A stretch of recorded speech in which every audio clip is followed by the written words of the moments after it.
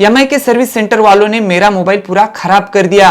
अब वो किसी काम का नहीं रहा। तो चलो शुरू से शुरू करते हैं और सारी चीजें आपको मैं इस वीडियो में आपको बताने वाला हूँ। तो मेरे पास K20 का एक मोबाइल है, Redmi K20, जो काफी अच्छा मोबाइल माना जाता था। उस समय काफी अच्छा फ्लैगशिप किलर मोबाइल था, तो मैंने भी इसको परचेस किया था। पॉपअप सेल्फी कैमरा था और कैमरा भी काफी अच्छा था। और जब से मैंने लिया था तो उसको कभी मैंने रिपेयर नहीं किया था।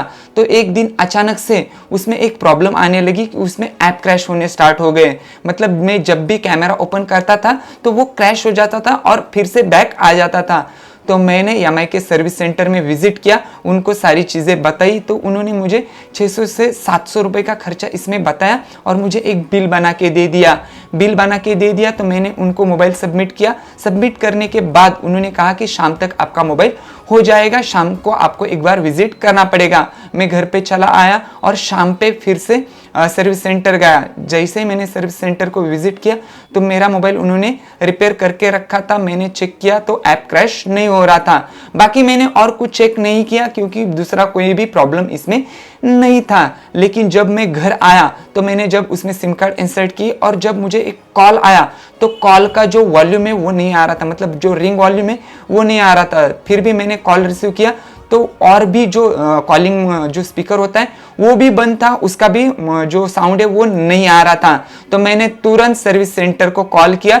सर्विस सेंटर को ये सारी चीज़ें बताने के बाद उन्होंने कहा कि सर आप मोबाइल को फिर से सर्विस सेंटर लेके आइए। तो मैंने फिर से सर्विस सेंटर में वो मोबाइल भेज दिया, मतलब मैं खुद गया था और वहाँ पे सबमिट कर दिया। उन्होंने मुझसे इसका जो बिल था वो भी ले लिया। बिल लेने के बाद जो हुआ वो आप सुनकर एकदम दंग रह जाओगे।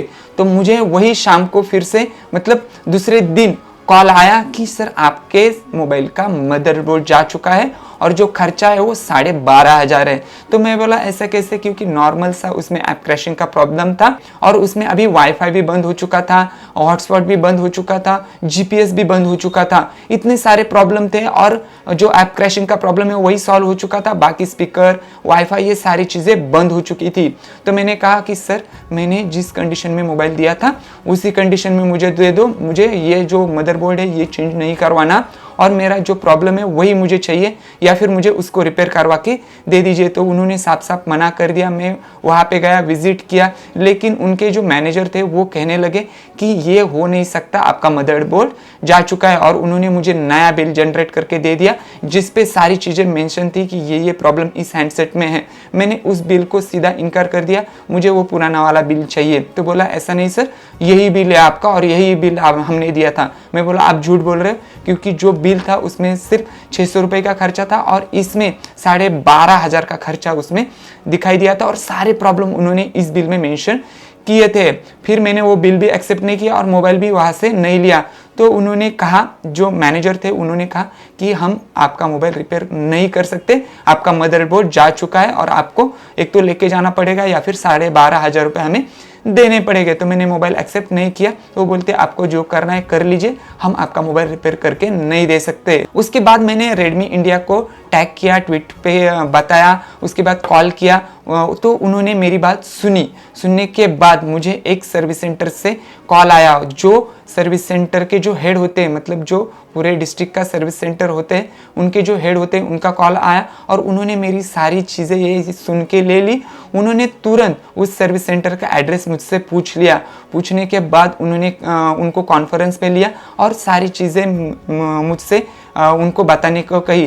तो मैंने सारी चीज़ें उनको बताई और फिर वो कहे कि मैं आपको रिपेयर करके देने के लिए तैयार हूँ। जो सर्विस सेंटर के मैनेजर थे वो रिपेयर करने के लिए रेडी हो गए थे और उन्होंने कहा कि आप 1-2 दिन में विजिट कीजिए, आपका मोबाइल आपको मिल जाएगा। मैंने कहा ठीक है कहा। तो मैं जब सर्विस सेंटर गया, मुझे कॉल आया और मैं सर्विस सेंटर विजिट किया, तब मेरा मोबाइल पूरा ओके था, कोई इशू नहीं था, ना ही ऐप क्रैशिंग का प्रॉब्लम था और ना ही जीपीएस, ब्लूटूथ, किसी भी चीज़ का कोई भी प्रॉब्लम नहीं था। मेरा मोबाइल पूरा क्लियर था। लेकिन इसमें एक ट्विस्ट है।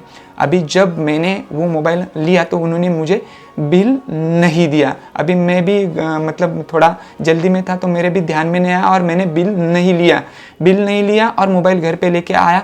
फिर 1 महीने बाद उसमें प्रॉब्लम आना स्टार्ट हो गई। अभी फिर से उसमें वो जो फीचर थे, जो हॉटस्पॉट था, वाईफाई थे, जीपीएस थे, वो बंद हो गए।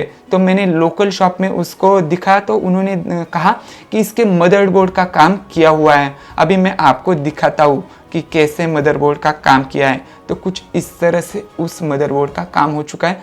आप यहाँ पे देख पा रहे हैं या फिर नहीं, यहाँ पे जंपर लगे हैं, बहुत सारे आईसी को रीबॉलिंग किया है। अभी रीबॉलिंग जिनको पता नहीं है उनके लिए मैं सिंपल भाषा में कहता हूँ कि जो आईसी है उनको निकाला जाता है और उनको फिर से बिठाया जाता है शोल्डर। अब मैं सिंपल लैंग्वेज में कह रहा हूँ कि शोल्डर करके बिठाया जाता है। यहाँ पे जंपर भी है, मैं इसका इमेज आपको यहाँ पे दे रहा हूँ। अगर आप नहीं देख पा रहे तो मैं इसको दिखाने की कोशिश करता हूँ। तो ये सारी चीज़ें उन्होंने मदरबोर्ड में किए। हालांकि ऐसा करना उनके लिए मतलब इलीगल है, वो ऐसा नहीं कर सकते, मदरबोर्ड के साथ छेड़खानी नहीं कर सकते। फिर भी मेरे हैंडसेट के साथ उन्होंने छेड़खानी की और अब ये जो हैंडसेट है ये अभी ऑन भी नहीं हो रहा है। देख सकते हैं मैंने यहाँ पे पावर की को दबा के रखा है लेकिन हैंडसेट ऑन नहीं हो रहा। ऐसे प्रॉब्लम अभी इस हैंडसेट में आने लगे। मुझे अभी इसको रिपेयर करने की ज़रूरत नहीं है, मैंने ऑलरेडी नया हैंडसेट परचेस कर लिया है। लेकिन EMI सर्विस सेंटर वाले इस तरह का स्कैम करते हैं। अभी मुझे पता भी नहीं था कि उन्होंने क्या किया है, अंदर कुछ नहीं किया, मुझे कुछ पता नहीं था, कुछ आइडिया नहीं थी।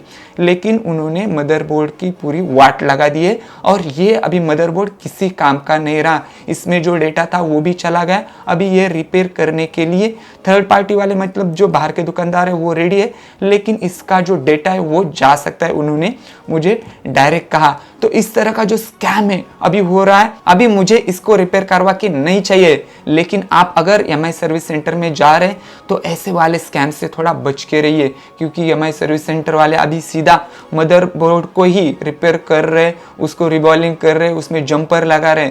मतलब जो थर्ड पार्टी वाले जो कर रहे वही अभी सर्विस सेंटर में हो रहा है। तो इस तरह का जो स्कैम है वो अभी मेरे साथ हुआ है। बाकी आपके साथ भी ऐसा ना हो, इसीलिए जो बिल ले रहे हो उसको फिर से ले लीजिए और बिल का एक फ़ोटो लेके रखिए। उस टाइम पे मैंने फ़ोटो नहीं खींचा था तो मुझे बहुत सारी दिक्कतें को सामना करना पड़ा था।